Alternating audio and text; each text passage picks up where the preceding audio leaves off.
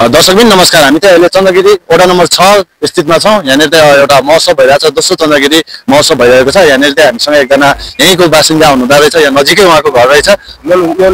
मोहन श्रेष्ठजी हुनुहुन्छ, उहाँसँग थोरै हामी वार्तालाप गर्न गइरहेको छ।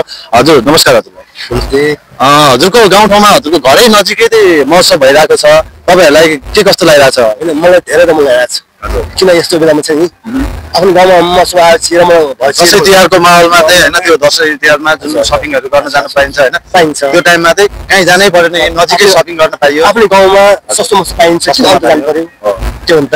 जस यहाँनिर धेरै कलाकारहरू पनि आए। तपाईँ कतिपल्ट जानुभयो भित्र महोत्सव? 4-5 पल्ट गयो, 4-5 पल्ट गयो। टिकट तिरेरै जानुभयो? चिरेन टिकट त गाउँठाउँमा किन टिकट दिने, अब सबै आफ्नो हुन्छ। अब तर भन्दा भन् त्यो चाह्यो भन्छ होइन।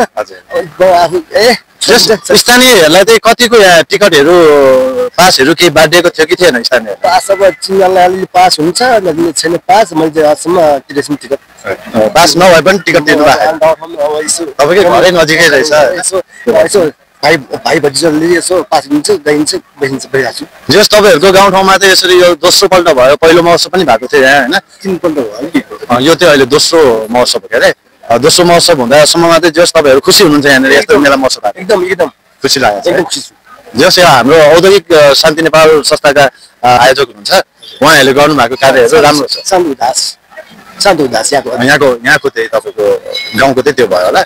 यस्तो मेलालाई चाहिँ व्यवस्थापन चाहिँ औद्योगिक शान्ति नेपालले गर्नुभएको छ। जस तपाईँहरू खुसी हुनुहुन्छ एकदम है? आफ्नो गाउँमा आउनु खुसी हुने नि त। को कलाकारहरूसँग फोटो खिच्नु भयो तपाईँले? म त गएन, फोटो खिच्न जानु भएन? हामी त किन लाज लागेन? अनि लाग्नु हुन्छ, अब यसो अघि लिनुपर्ने। ठिक छ, हुन्छ। हजुरसँग कुरा गर्न पाए धेरै खुसी लाग्यो।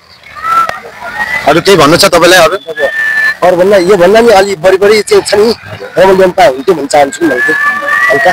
अब गाउँकै लागि हजुर, अब सबैको गाउँलाई यस्तो रमाइलो भए हुन्थ्यो।